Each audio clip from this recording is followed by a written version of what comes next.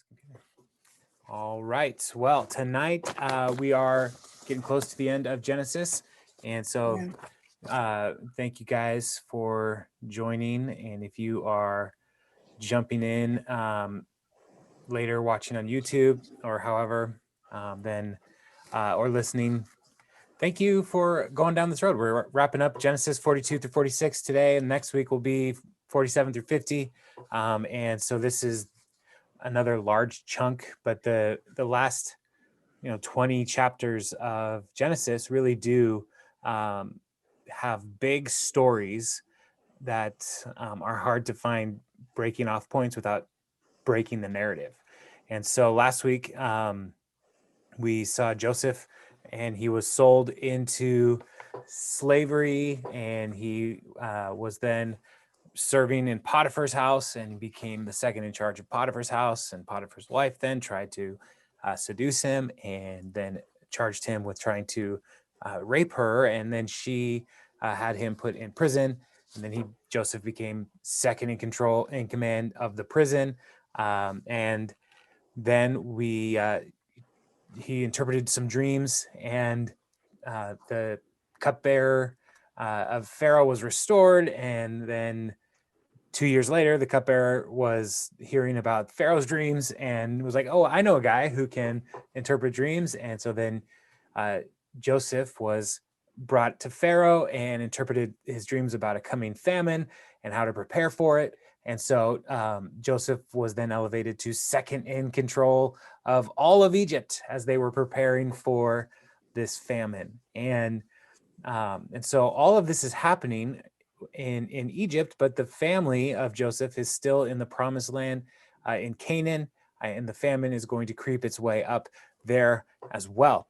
And as we walk through this section of Genesis, we're going to see that what the brothers intended for evil, God meant for good. And it's interesting just to see how God can orchestrate the events of the world to protect his people, to lead them, to provide for them. And so this is really just one of the best sections of scripture to show how that really comes about, that God leads and orchestrates world events for his glory.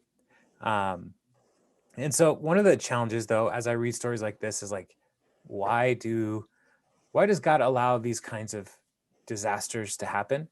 And as we are thinking through Genesis again, all the way back in Genesis 3, when God was putting the curses on the man, the woman, and the serpent, one of the curses for the man in particular was that the ground would be cursed because of sin.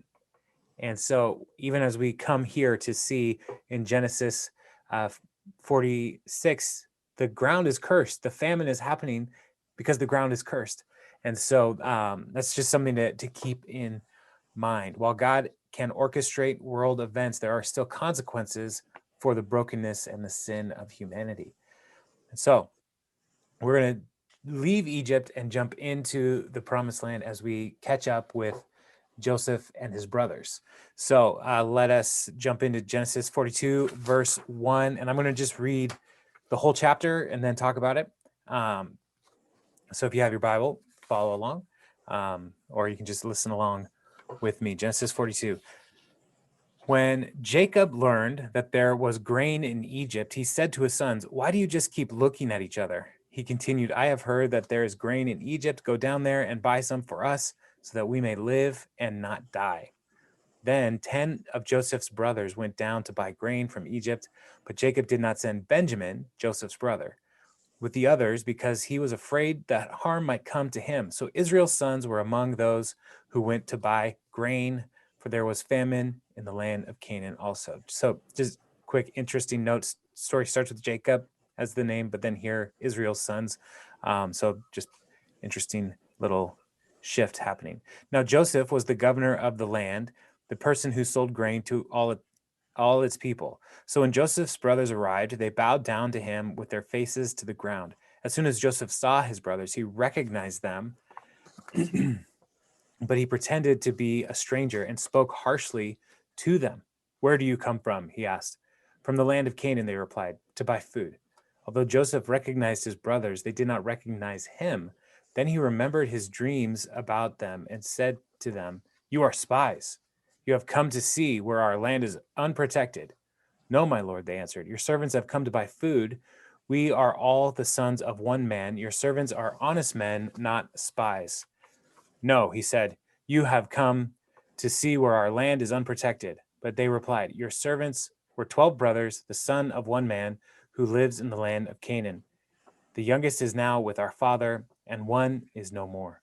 Joseph said to them, it is just as I told you. You are spies, and this is how you will be tested. As surely as Pharaoh lives, you will not leave this place unless your youngest brother comes here. Send one of your number to get your brother. The rest of you will be kept in prison, so that your words may be tested to see if you are telling the truth. If you are not, then surely as Pharaoh lives, you are spies. And he put them all in custody for 3 days. On the third day, Joseph said to them, do this and you will live, for I fear God. If you are honest men, let one of your brothers stay here in prison, while the rest of you go and take grain back for your starving households. But you must bring your youngest brother to me, so that your words may be verified and that you may not die. This they proceeded to do. They said to one another, surely we are being punished because of our brother. We saw how distressed he was when he pleaded with us for his life, but we would not listen. That's why this distress has come upon us.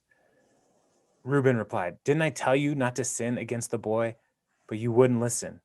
Now we must give an accounting for his blood. They did not realize that Joseph could understand them, since he was using an interpreter.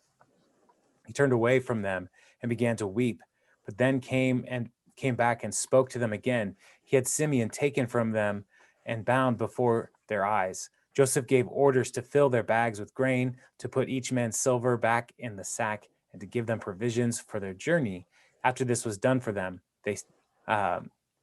they loaded their grain on their donkeys and left. At the place where they stopped for the night, one of them opened his sack to get feed for his donkey, and he saw his silver in the mouth of the sack. My silver has been returned, he said to his brothers. Here it is in my sack. Their hearts sank, and they turned to each other trembling and said, what is this that God has done to us? When they came to their father Jacob in the land of Canaan, they told him all that had happened to them.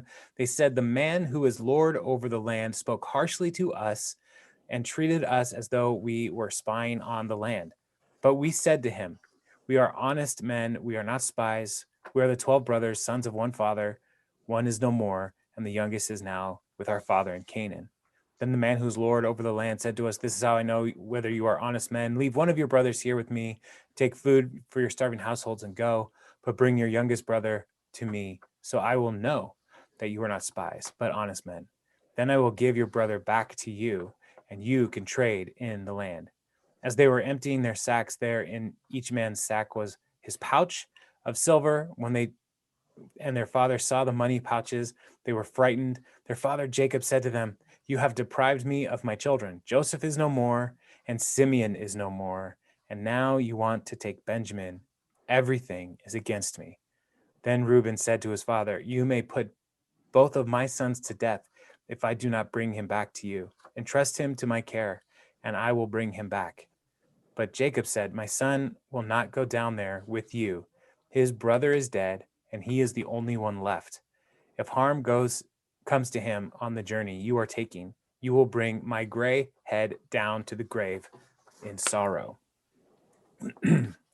So, as we are catching up with this family, they're in Canaan, the famine is happening, and Jacob is a man of action. He's like, why are you guys all just sitting around here? Go get the food. And he sends the 10 brothers on to Egypt. And one of the things that we have seen in the relationship between Joseph and his brothers is Joseph was the favorite of Jacob because he was the firstborn of Rachel, which was Rachel was his favored wife. And so he's now sending the 10 brothers down without Benjamin, because Benjamin is to Jacob's knowledge, the only surviving son of Rachel. And so this is an important little detail here, is he's trying to protect Benjamin from any kind of danger. And so as they go, it's just some great little dramatic irony and comedy. If you take just zoom back a little bit, one of the things about comedy is misunderstanding. And here we have one character who knows what's going on and 10 characters who do not know what's going on. And as the audience, we are also in on what's happening. And so Joseph is, he's testing the brothers, but as a reader, like it's okay to read these kinds of stories and say, this is kind of funny, because Joseph knows that they're not spies. Joseph knows who they are, and he's pushing on them to see if they are going to tell the truth, to be men of honor. And so even as they tell the story about what happened, there's some little things like we're 12 brothers and one is no more. And they know they sold Joseph into slavery. They know that they did not kill him. He could still be alive, but he is no more a part of their family. He is gone. And so they tell the story that way. And then they also talk about the youngest brother who is still at home. And they're telling, everything they're telling is not a lie, but it's also not the full truth. And so Joseph, who, as a Egyptian official, he did not look like his brothers anymore. And last time they saw him, he was probably like 17. And from 17 to 34, which is probably a good guess for where his age might be at this point, he would probably look much different. And he would not have a beard, and he would probably have a shaved head. Everything about him compared to his brothers would be different. And then on top of that, he's speaking to them through an interpreter, so they don't know who he is. And he's very harsh with them. He calls them spies multiple times. And, the spies would come in as traders, as like buying and sell merchants. It was an often way that spies would come in to try to scope out the land, which is what Joseph is accusing them of. And so he is, trying to see and test and see what their deal is. And as we look at the story, like everybody's coming to Joseph. He's the most powerful person in Egypt that these brothers can get to. And he is, he's not playing around. And he's like, I want to see my brother. And so like his demands are, go get your brother and bring him to me. And they're like, we can't. Dad will not let us do that, because like this is his favorite son. And they know this somehow. Like, Benjamin, we don't think Benjamin got a fancy coat like Joseph had, but somehow the brothers knew that Benjamin was the favorite, that he was special and more loved than they were. And so they know the rules, they know the family dynamics. And so Joseph puts them all in prison and lets them sit there for 3 days to think about what they need to do. And 3 days is a long time to be in prison and not know if you're ever going to get out. And so on the third day, he says, all right, one of you can stay. The rest of you, go get your brother. And, they agree to these terms, essentially. Like, all right, we need the bread. We need the grain. Like, our family needs this. And so Simeon stays and is in prison. And as they leave, the trickster of tricksters here, he puts all the silver back in the bags. And so the brothers then panic. Like, we just stole on accident this grain and our money back. We took it. We took it all. And what are we going to do when we Dad's not going to let us take our brother. That's a kind of a non-starter. And now we have all this silver and we can't go back and say, I guess we accidentally stole your silver. So they're kind of in a difficult situation. And even when they get back to to Jacob, he says, "You are killing me. You're taking my old gray head to the grave, sons."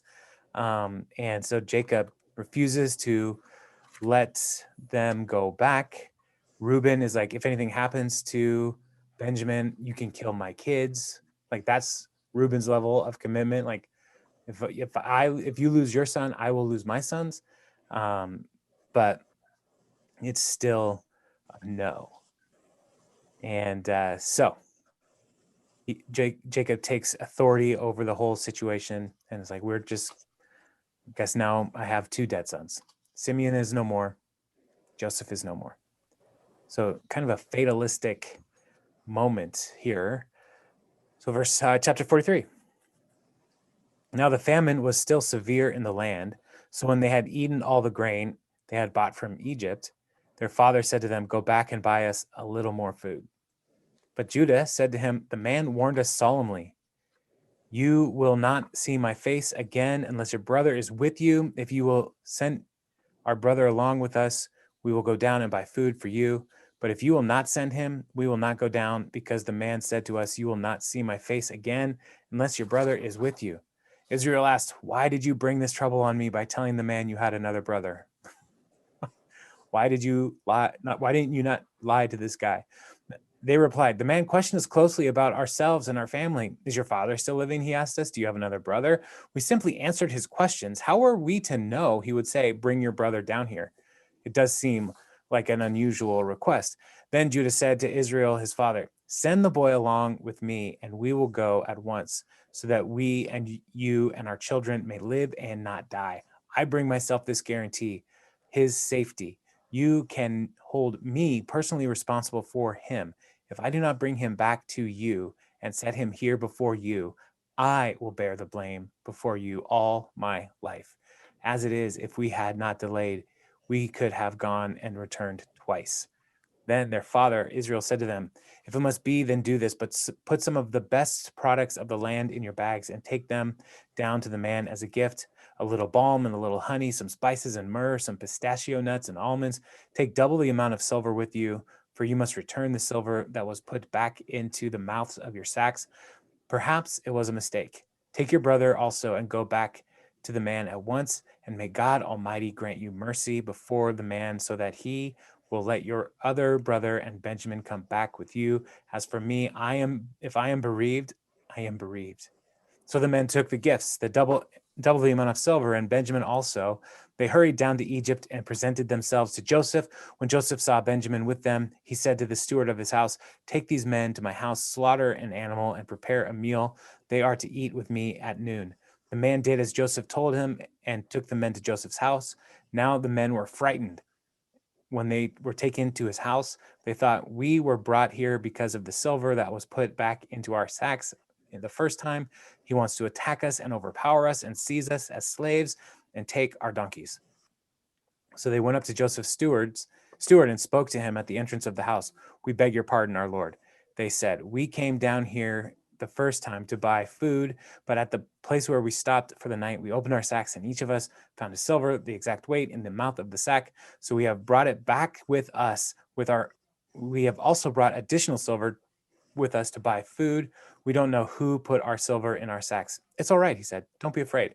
Your God, the God of your father, has given you treasure in your sacks. I received your silver." Then he brought Simeon out to them. The steward took the men into Joseph's house, gave them water to wash their feet, and provided fodder for their donkeys. They prepared their gifts for Joseph's arrival at noon, because they had heard that they were to eat there. When Joseph came home, they presented to him the gifts they had brought into the house and bowed down before him to the ground. He asked them how they were, and then he said, "How is your aged father? And told me about, is he still living?" They replied, "Your servant, our father, is still alive and well." They bowed down, prostrating themselves before him. As he looked about and saw his brother Benjamin, his own mother's son, he asked, "Is this your youngest brother, the one you told me about?" And he said, "God be gracious to you, my son." Deeply moved at the sight of his brother, Joseph hurried out and looked for a place to weep. He went into his private room and wept there. After he had washed his face, he came out and, controlling himself, said, "Serve the food." They served him by himself, the brothers by themselves, and the Egyptians who ate with them by themselves, because Egyptians could not eat with Hebrews, for that is detestable to Egyptians. The men had been seated before him in order of their ages, from firstborn to the youngest, and they looked at each other in astonishment. When portions were served to them from Joseph's table, Benjamin's portion was 5 times as much as anyone else's. So they feasted and drank freely with him. All right. So from being deathly afraid to go back to Egypt, now they are afraid of dying because there is no more food. And so Jacob finally relents. He says, yes, fine, take my son. But he doesn't just say go back and just, just buy food. He says also give these gifts. And so these gifts are like really expensive things that the famine would not have hindered from being able to produce. And so they go back with that. There's a difference, though, in Judah's response to the crisis that they have. Because remember, Reuben was like, if your son dies, then kill my sons. Judah's response is, if anything happens to Benjamin, I will be responsible. So there's a bit of a transformation happening here in Judah. If you remember last week, he was delaying the giving his last son to Tamar because his other 2 sons were killed because of their unfaithfulness. And so Tamar manipulated Judah into getting her pregnant. And so he sees the importance of inheritance and sons. And so there's a moment of transformation in his life experience that leads to this moment here where he's willing to take the responsibility for anything to happen to Benjamin. So like that story that is really weird and uncomfortable in Genesis 37, like it shapes the person of Judah and as the brother to bear responsibility for his family. And so he's the oldest that's still in good standing with Jacob, and he's here saying like, I will take responsibility for your son Benjamin. And so as they go back to Egypt, they have Benjamin, they have twice as much silver, they have these gifts to give to the leader of Pharaoh that they do not yet know is Joseph. And so they go and they're whisked into Joseph's house because there's going to be a feast, but they are thinking they're going to kill us.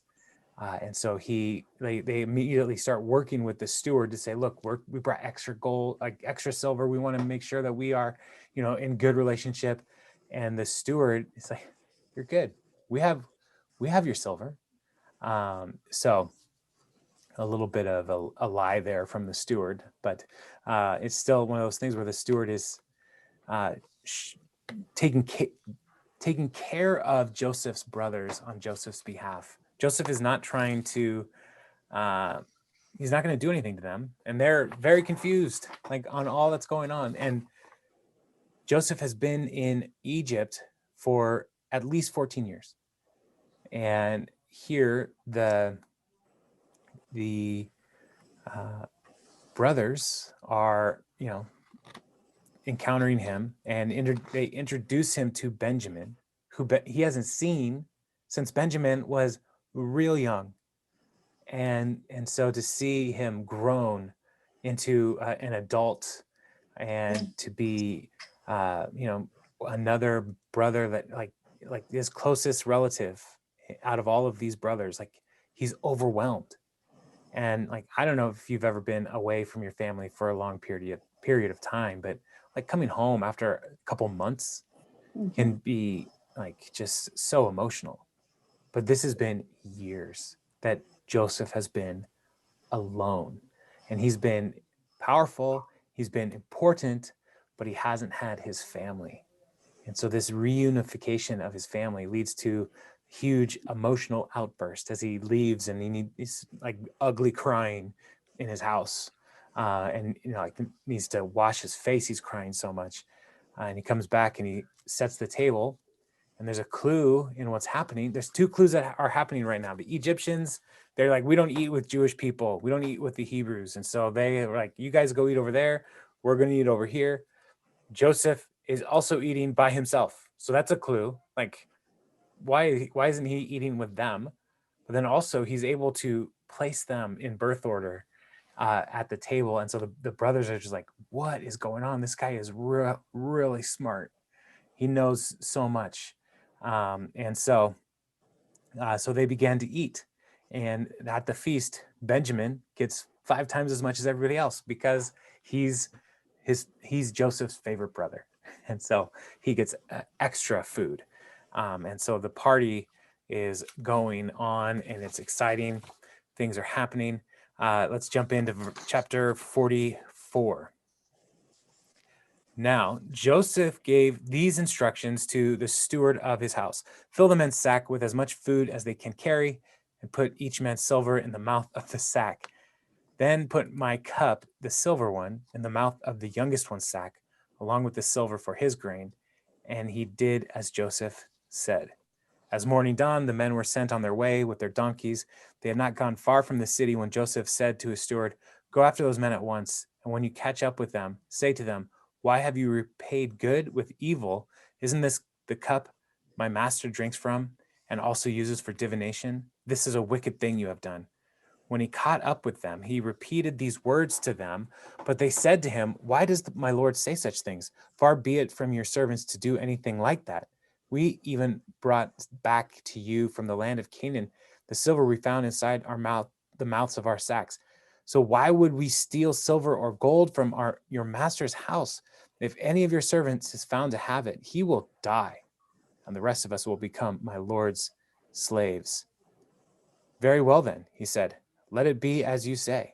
Whoever is found to have it will become my slave. The rest of you will be free from blame.' Each of them quickly lowered his sack to the ground and opened it. Then the steward proceeded to search, beginning with the oldest and ending with the youngest. And the cup was found in Benjamin's sack. At this, they tore their clothes. Then they all loaded their donkeys and returned to the city. Joseph was still in the house when Judah and his brothers came in, and they threw themselves to the ground before him. Joseph said to them, 'What is this you have done? Don't you know that a man like me can find things out by divination?' 'What can we say, my lord?' Judah replied. 'What can we say? How can we prove our innocence? God has uncovered your servant's guilt. We are now my lord's slaves, we ourselves, and the one who was found to have the cup.' But Joseph said, 'Far be it from me to do such a thing. Only the man who is found to have the cup will become my slave. The rest of you go back to your father in peace.' Then Judah went up and said, 'Pardon your servant, my lord. Let me speak a word to my lord. Do not be angry with your servant, though you are equal to Pharaoh himself.' My lord asked his servants, 'Do you have a father or brother?' And we answered, 'We have an aged father, and there is a young son born to him in his old age. His brother is dead, and he is the only brother of his mother's sons left. His father loves him.' Then you said to your servants, 'Bring him down here so I can see him for myself.' And we said to my lord, 'The boy cannot leave leave his father. If he leaves him, his father will die.' But you told your servants, 'Unless your youngest brother comes down with you, you will not see my face again.' When we went back to your servant, my father, we told him all that my lord has said. Then our father said, 'Go back and buy a little more food.' But we said, 'We cannot go down. Only our youngest brother is with us. We'll go. We cannot see the man's face unless our youngest brother is with us.' Your servant, my father, said to us, 'You know that my wife bore me 2 sons. One of them went away from me, and I said, he has surely been torn to pieces, and I have not seen him since. If you take this one from me too, and harm comes to him, you will bring my gray head down to the grave in misery.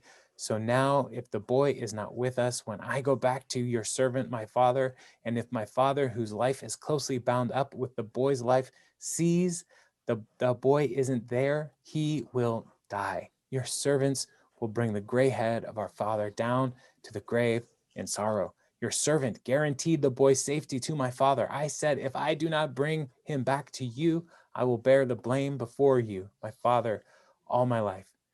Now then, please, let your servant remain here as my lord's slave in place of the boy, and let the boy return to his brothers. Return with his brothers. How can I go back to my father if the boy is not with me? No, do not let me see this misery that would come to my father.'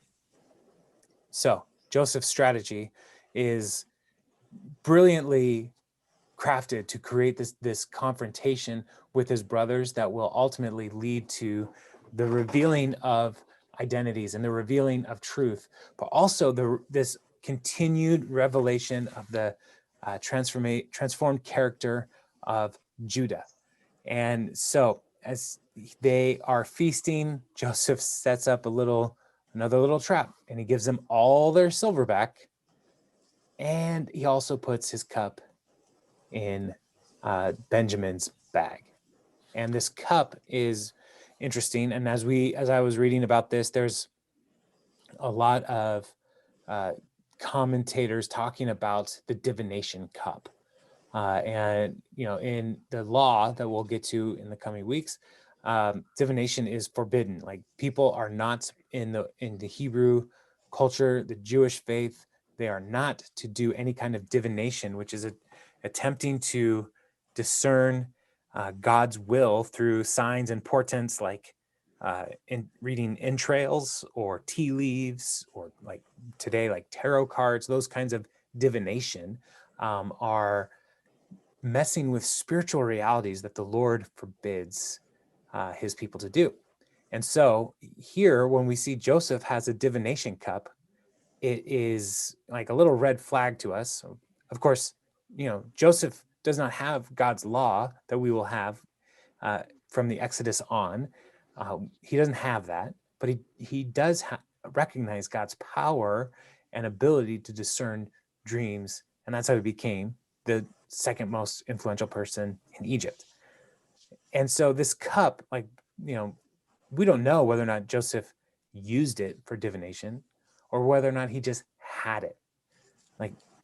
It doesn't say like how important this cup really is to him. Like, he does say that, don't you know, somebody like me could figure these things out by divination. But he didn't have the cup when he said that. Like, the brothers had the cup.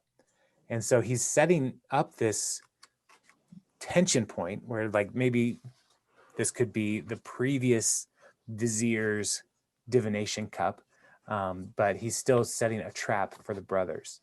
And part of it, like, he doesn't know how it's all going to shake out, but he says, like, I want this younger brother to be my slave now because he took my cup.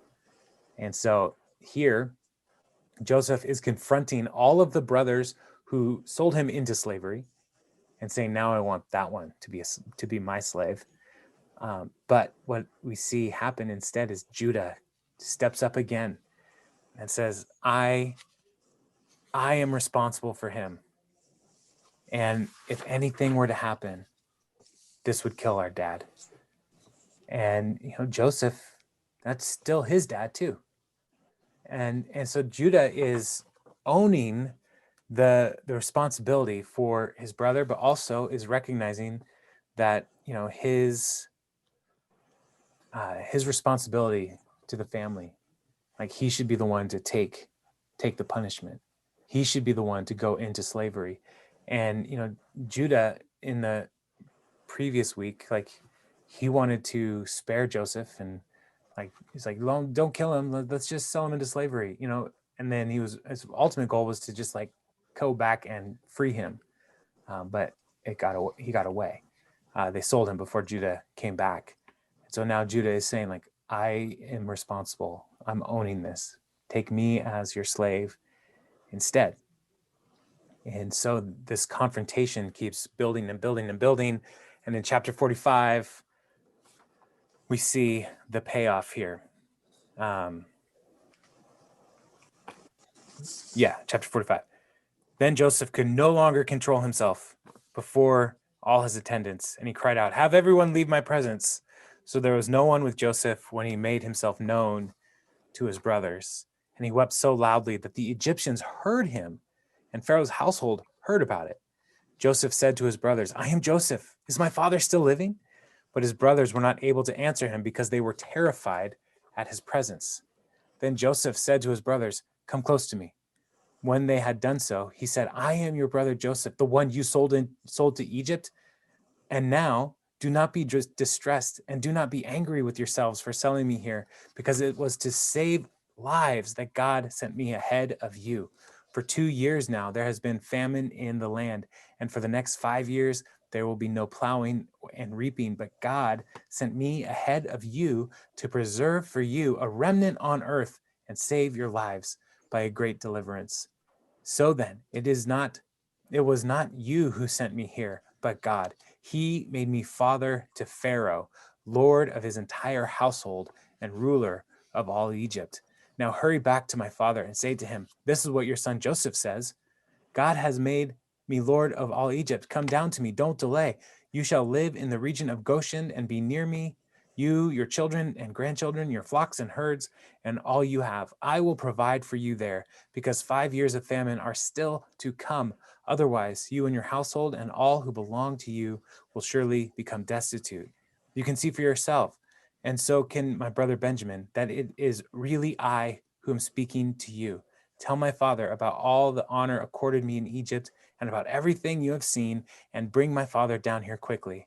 Then he threw his arms around his brothers Benjamin and wept, and Benjamin embraced him weeping, and he kissed all his brothers and wept over them. Afterward, his brothers talked with him. When the news reached Pharaoh's palace that Joseph's brothers had come, Pharaoh and all his officials were pleased. Pharaoh said to Joseph, tell your brothers, do this. Load your animals and return to the land of Canaan and bring your father and your families back to me. I will give you the best of the land of Egypt, and you can enjoy the fat of the land.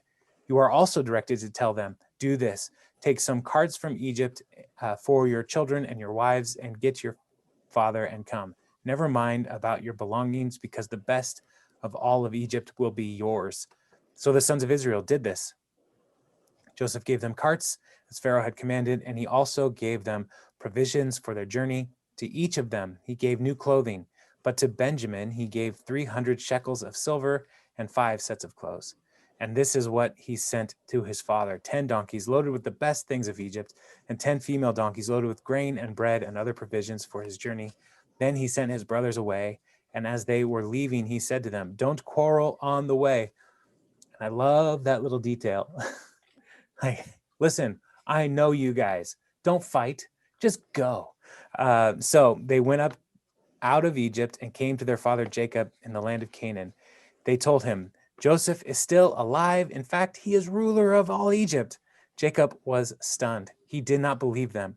But when they told him everything Joseph had said to them, and when he saw the carts Joseph had sent to carry him back, the spirit of their father Jacob revived.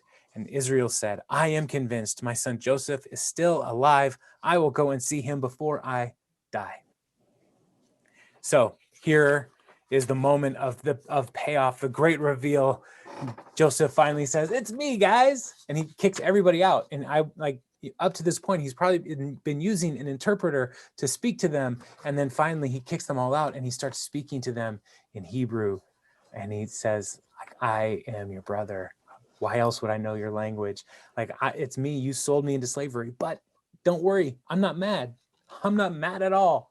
And all of this was God's plan. All of this was his orchestrating to get us here to this moment to save you. And one of the things as we study the history of the people of Israel is God's redemptive power to preserve a remnant, a faithful people through hardship. And even as we're walking through Nehemiah on Sunday morning, we're seeing that God is bringing the remnant back to Jerusalem to rebuild the city. God is consistently doing this throughout the Bible. There's a faithful remnant. And even here we see a remnant beginning to form. All of the rest of the nations are going to deal with this famine, but Joseph has gone ahead to protect his family. And the brothers are in shock at all of this. What do we even say to this? This is so crazy. But throughout Joseph's speech to them, he's like, God did this. God did this. You sent me down here, but God sent me ahead to protect you.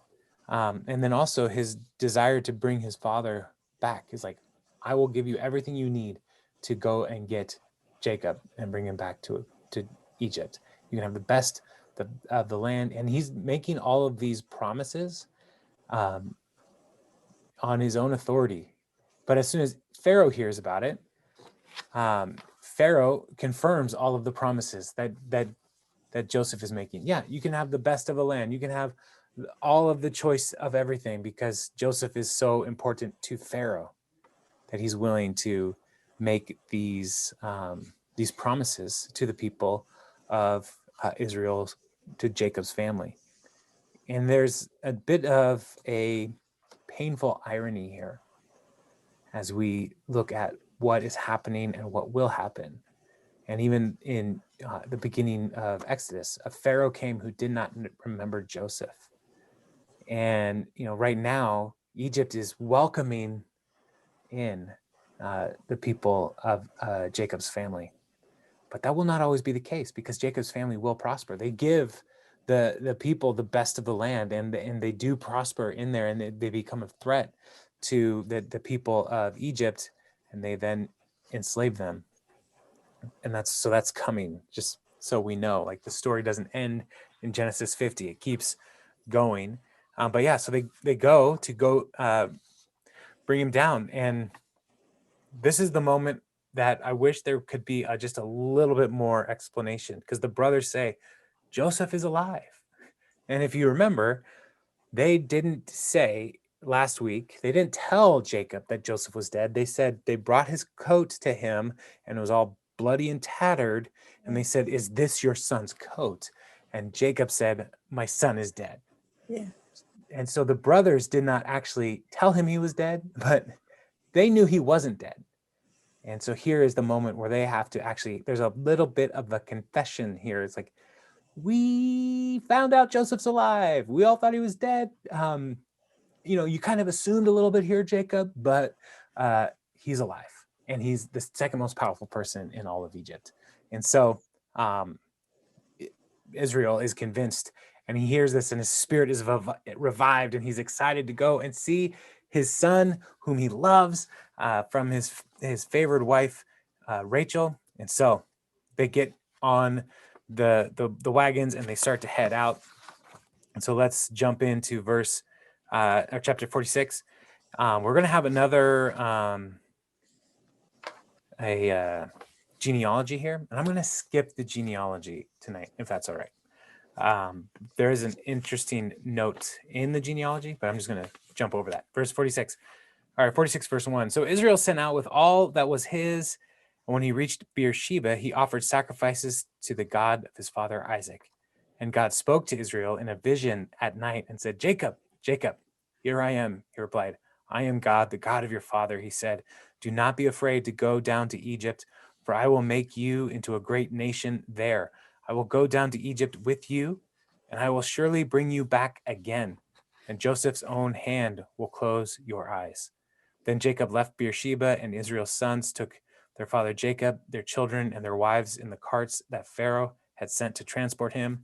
So Jacob and all his offspring went to Egypt, taking with them their livestock, their possessions they had acquired in Canaan.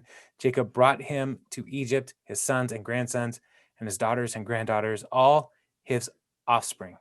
And these are the names of the sons of Israel, Jacob and his descendants, who went to Egypt. And it goes on through verse 30 or 25. And one of the things to note in here is we get really close to 60 or 70 people, 26. All those who went to Egypt with Jacob, those who were his direct descendants, not counting his sons' wives, numbered 66 persons, with the two sons who had been born to Joseph in Egypt. The members of Jacob's family, which went to Egypt, were 70 in all. And that number 70, there are 70 nations in the table of nations earlier in Genesis.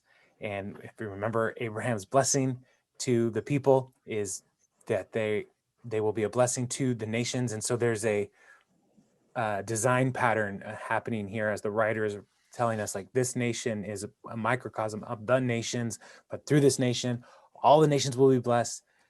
Fast forward to Jesus' ministry, and Jesus sends out the 70 or the 72. That's a part of an echo back to this table of nations thinking that these 70 nations need people to hear the good news. So that's one of the things that will come up throughout the Bible, this idea of 70 being important for families, for nations. So I'll keep going. Now Jacob sent Judah ahead of him to Joseph to get directions to Goshen. That's because they didn't have MapQuest or Apple Maps or whatever. When they arrived in the region of Goshen, Joseph had his chariot made ready and went to Goshen to meet his father Israel. As soon as Joseph appeared before him, he threw his arms around his father and wept for a long time. Israel said to Joseph, "Now I am ready to die, since I have seen for myself that you are still alive." Then Joseph said to his brothers and to his father's household, "I will go up and speak to Pharaoh and will say to him, 'My brothers and my father's household who are living in the land of Canaan have come to me. The men are shepherds. They tend livestock, and they have brought along their flocks and herds and everything they own. When Pharaoh calls you in and asks, 'What is your occupation?' you should answer, 'Your servants have tended livestock from boyhood on, just as our fathers did.' Then you will not be allowed to settle in the region. Then you will be allowed to settle in the region of Goshen, for all shepherds are detestable to Egyptians."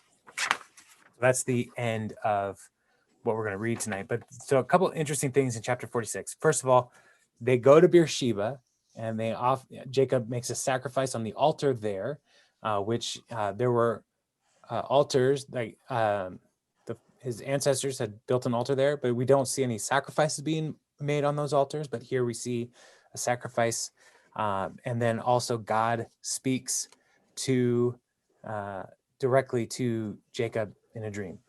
And he tells him, like, "I'm going to send you down and bring your family back up." And, Jacob has left the land before when he was fleeing from his brother Esau.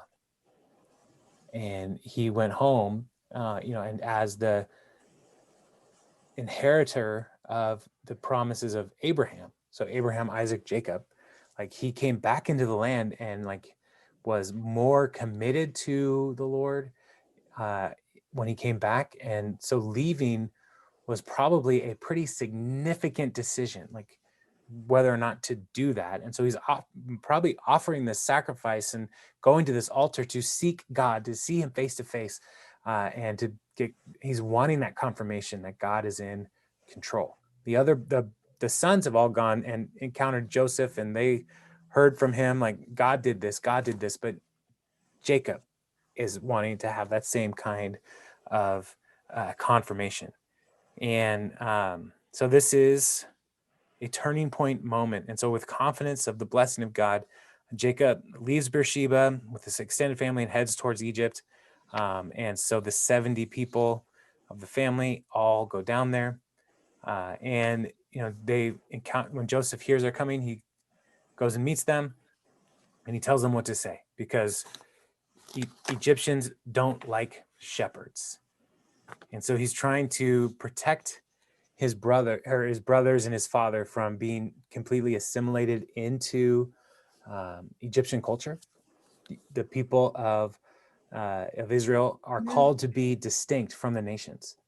And so while Joseph has been assimilated, he does not want that for his family. And so he tells them, like, what to tell Pharaoh to help them stay separate. Like, we're like, to own it, like, we're shepherds, you don't want anything to do with us, essentially. And so that's part of what he tells them to do. And in doing so, they're going to get the best of the land for grazing animals. And so it's just kind of a little interesting compared to the people of Canaan, who wanted to assimilate the people of Jacob's family, right? Tamar, the whole Tamar situation, like, their plan was to like, hey, let's marry Tamar, let's all get circumcised and, like, be a part of this whole clan, because then all their stuff will be our stuff. But here Joseph, in his wisdom, is like, I don't want your stuff to be Egypt's stuff. Instead, I want Egypt's stuff to become your stuff. And so Joseph is even then still protecting his family. So that is, the family is reunited and all is well, and it's wonderful. And that's where we're going to stop tonight. And next week, we're going to look at 47, 48, 49, and 50. We will wrap up Genesis. So any questions for tonight's passage? We covered a lot of stuff again, but pretty pretty exciting, high drama family stuff going on. So, Normal. questions? Reminds me of everyday life, even now. These things go on. I'm It sorry, what did you say? reminds you of your own families, of what goes on and how you can be important. How families can separate and then later on get back together. Yeah. Yeah.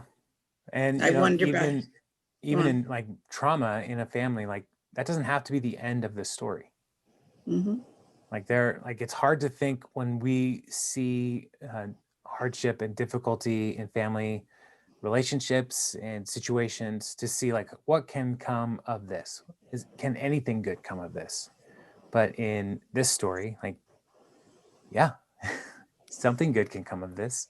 Doesn't mean it's going to be easy, but God can still do something.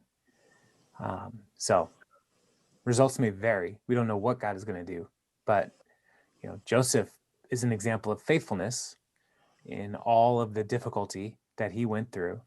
And you see God is preparing and protecting him and his family in all of that. So, yeah. So it's just interesting watching something, something bad that had happened and God turned it for good. Mm-hmm. I mean, at first when you're reading that, I was like, wow, this is kind of like as the world turns kind of scenario. But then it turned out to be something really good. Yeah. Yeah. I think one of the encouragements as we read through Genesis, I think one of the things that we should remember is that the Bible doesn't try to hide the imperfections of the people in the Bible. Yeah. We read you read the tabloids, and like I don't, and I advise you not to, but like because it's garbage, and it's like we're getting into these people's lives that we don't know, and like it doesn't really matter. But like so often we see these scandals around us, and we're like, oh, their life's over, and God can still do stuff in people's lives and bring radical transformation if they are willing to submit and trust him. And so, yeah, it's not the plan that anybody would want to pursue, but God can do something great. So I wonder if the story that it all came out, where Jacob's like, so how did this all come about? Explain to me where you went for a while, and if the whole divulging of, well, the brothers did this to me, but this is what happened. You wonder if that all came out at some point in time. Yeah. Yeah.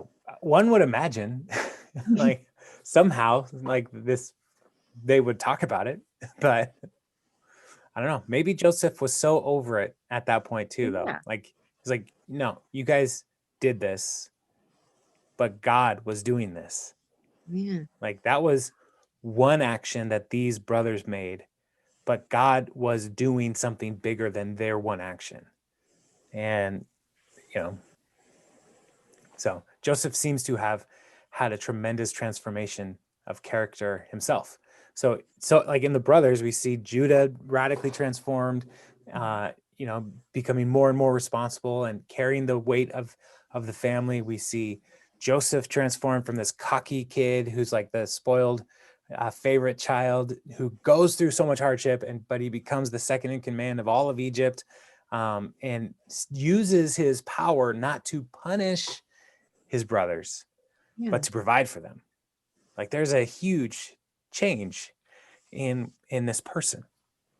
And so all the way back from Jacob deceiving his brother, like tricking him, trading stew for Esau's inheritance, like all the way back there, God was doing something in this family to lead to this moment. So it's pretty amazing story. It's kind of like he actually broke the whole lying thing. He forgave and kind of ended all that right there. Yeah. I mean, that could be the whole thing that he's getting at. Like what you did, you meant for evil, but God meant it for good.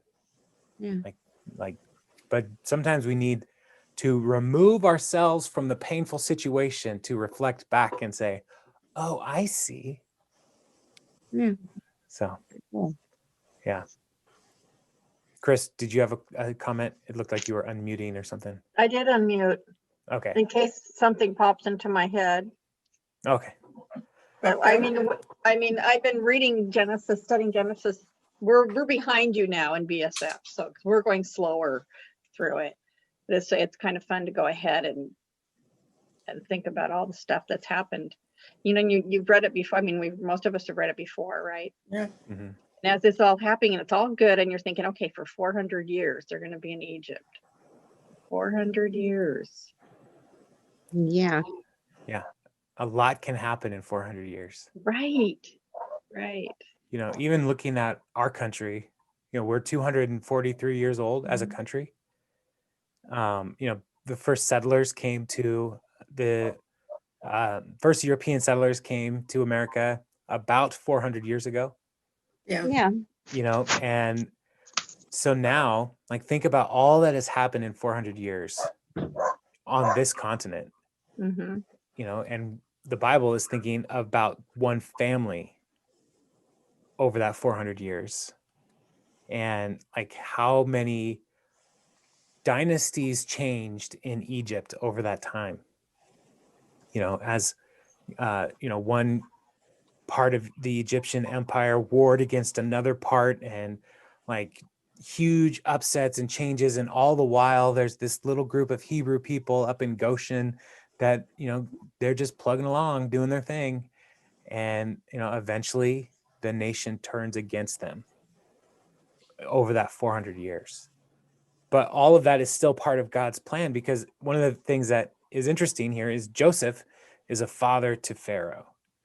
And like he is in this like position of being like God to Pharaoh, who the people believed was divine himself. Like they thought Pharaoh was like the son of God. And here Joseph is father to Pharaoh, the most influential person in Pharaoh's life. And eventually God will show up again to confront Pharaoh and say, let my people go. It's going to be great. These first couple, the first 20 verses or chapters of Exodus are amazing. As we think back to like, how did they get there and how is God going to get them out of there? And even in this passage tonight, God's speaking to Jacob and saying, I will lead you out. You're not going to be in there forever.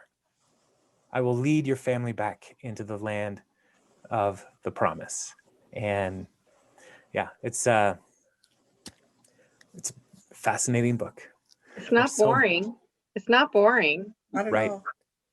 Yeah. I tried to convince Megan, you need to do this. And she's like, oh, Genesis? That sounds boring. No, it's not boring. No, it's real exciting, really. Yeah. Maybe it's because we're older and we can relate it to our families and things like that. Yeah, I don't think it's My own boring. self and my family and some of the rotten things they've done and the little vengeance that I could get back on them. And before I said, okay, it's all right now. Yeah. I mean, That's a little I think, viciousness in me. you know, we have these great examples in scripture of transformation, Sandy. Yeah. But it's sure fun. Yeah. Well, again, none of the people in the Bible are perfect other than Jesus. And so when we read these stories of these people, you know, sometimes we have over sanitized them for Sunday school, and we need to get back to like, no, these people, they had issues because they have Yeah. sin in their lives. Yeah. But God is still working through these sinful people. And so I love these stories because of the history of it. Like, I love history. And here are these stories that are like so big and so important, and like getting back to like, these are real people. Like, it's hard to like remember that sometimes as you just read through as fast as you can through these stories. Like, yeah, I know this dream coat, yeah. But it's like, no, these are real people. And when you get to the real people side of it, it becomes even more amazing to me that God uses any of these people. Yeah. He can use But he them, can't. he can use us. So, yeah.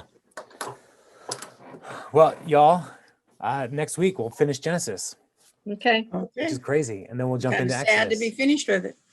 Yeah, it was. It's been fun, and you know, it's yeah. All of this is. We'll come back around in like 8 years. We'll start at Genesis again and work our way through. Probably not. So, all right. Well, I'll see you guys later. Have Yeah. a good night. Me And you too. too.